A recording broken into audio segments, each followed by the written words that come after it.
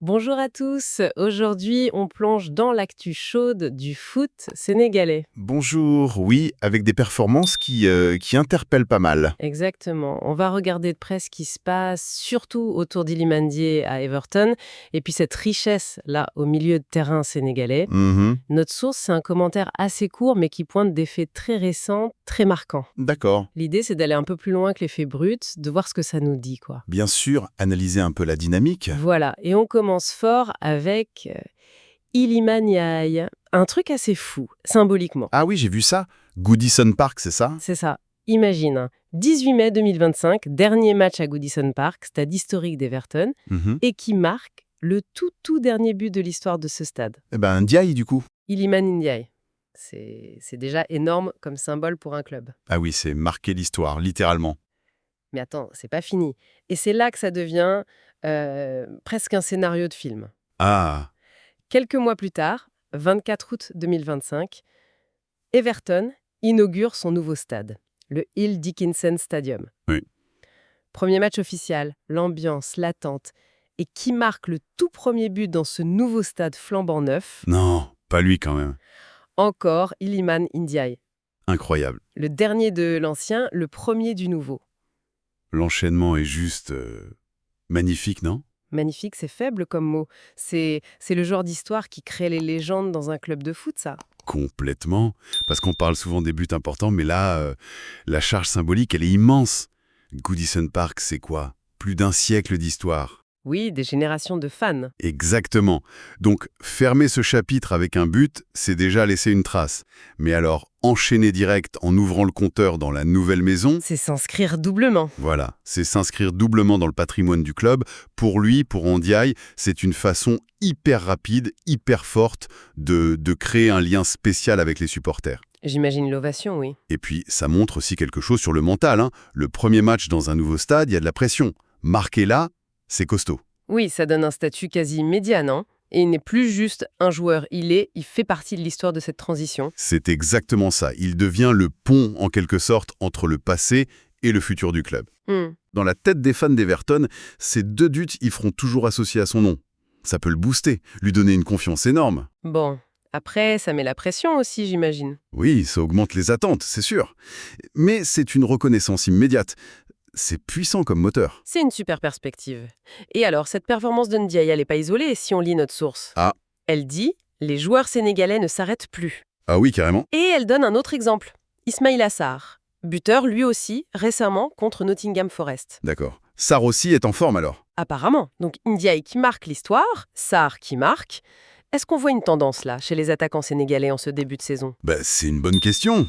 Deux exemples. Bon, ça fait pas une généralité absolue, mais c'est un signal, c'est sûr. Surtout dans des championnats relevés. Oui, Ndiaye en première ligue, Sarr sans doute dans un contexte similaire. Ça suggère une bonne forme individuelle. Après, est-ce que c'est une vraie dynamique collective? C'est ça la question. Est-ce que c'est lié à la prépa, à la confiance des derniers matchs internationaux, ou juste une coïncidence? C'est un peu tôt pour le dire, franchement. Mais bon, voir des joueurs offensifs clés comme ça marquer des points tôt dans la saison, c'est toujours bon signe pour la sélection. Et puis, ce sont des profils différents, non? Hmm. Ndiaye plus numéro 10, second attaquant, Mhm. et Sarr, l'ailier hyper rapide, percutant. Exactement. Et ça, c'est intéressant. Si les deux sont en forme en même temps, ça montre que le danger peut venir de partout. De l'axe, des côtés. Voilà, Ndiaye entre les lignes, pour la créativité et la finition. Sarr sur le côté, pour la vitesse, le débordement.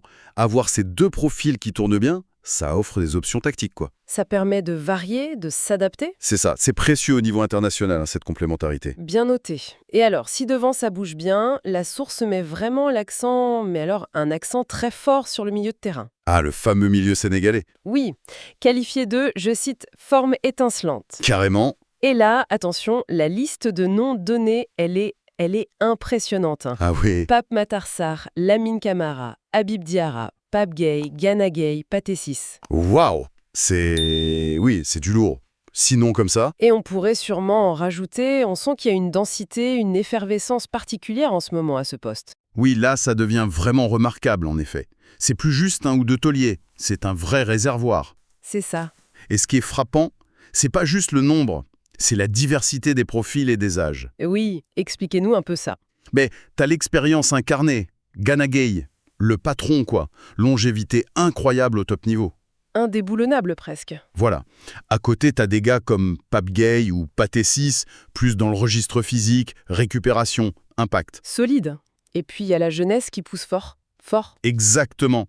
Pape Matar Sarr qui confirme, qui s'impose de plus en plus son club, qui devient même un joueur majeur. Oui, on le voit à Tottenham. Et puis il est tout jeune là. Lamine Camara, son ascension est folle. Habib Diarra aussi, qui montre de super qualités. C'est vrai. Donc, ce mélange d'expérience, de joueurs confirmés dans la force de l'âge et de jeunes pépites très prometteuses, c'est un peu le rêve pour un sélectionneur, non? J'imagine. Tu peux tout faire avec ça. T'as des profils pour défendre, pour gratter des ballons, pour casser les lignes, pour se projeter, même pour marquer. La palette est hyper riche. Mais d'où ça sort toute cette richesse d'un coup au milieu? C'est la formation? Une génération spontanée? C'est sûrement un mix, hein. Il y a sans doute un travail de fond sur la détection, la formation, que ce soit au pays ou via les clubs européens. Oui. Et puis, le succès attire le succès, tu vois. Gagner la CAN, être régulièrement en Coupe du Monde. Ça crée une émulation. Voilà, ça inspire les jeunes, ça met les talents en lumière pour les recruteurs. Et puis parfois, tu as des cycles. Là, le Sénégal vit clairement un cycle très très faste au milieu de terrain. Un peu comme d'autres nations ont connu avant. Oui, où on pense à l'Espagne il y a 10-15 ans, ou la France plus récemment avec ses milieux. C'est un peu ce genre de dynamique. C'est intéressant. Et donc cette richesse, forcément, ça pose la question, comment on utilise tout ça? Bah oui. On revient à Iliman Ndiaye. La source le met bien en numéro 10, le meneur. D'accord. Alors, si tu le mets là en chef d'orchestre et que derrière, tu as le choix entre Pape Matar Sarr, Lamine Camara, Habib Diarra, Pape Gueye, Gana Gueye, Pathé 6, Oula. comment tu articules le milieu? C'est la question que pose la source, en fait. Tactiquement, ça veut dire quoi? Ça veut dire un défi passionnant, mais un vrai défi pour le staff technique. Parce que Ndiaye en 10, c'est choisir la créativité, le joueur qui fait la différence devant, qui donne la dernière passe, qui marque aussi. Oui, on l'a vu. La question, c'est comment tu lui mets derrière pour qu'il puisse briller, mais sans que l'équipe perde son équilibre. Le fameux casse-tête positif. Vous pouvez nous donner des exemples concrets? Avec tous ces profils, on imagine plein de combinaisons possibles. Ah bah oui. Imagine un milieu à 3 derrière un Ndiaye. Option 1, la sécurité. D'accord. Tu mets Gana Gueye pour l'expérience, le volume défensif, et tu l'associes à Pape Gueye pour la puissance, la récup. Ok. Un double verrou presque. Voilà, un trio très solide. Ça libère Ndiaye de pas mal de boulot défensif. Le risque, c'est peut-être de manquer un peu de vitesse pour repartir vers l'avant. Un peu conservateur, peut-être? Peut-être. Selon l'adversaire. À l'inverse, tu peux imaginer un milieu hyper dynamique, très joueur. Vas-y. Tu mets Pape Matar Sarr, le box-to-box par excellence, qui se projette, qui marque. Tu lui ajoutes Lamine Camara, avec son énergie folle, sa capacité à casser les lignes. Et un troisième du même genre, Habib Diarra ou un autre. Là, t'as un milieu qui bouge beaucoup, qui peut soutenir un Ndiaye très haut. Mais plus risqué derrière, hein.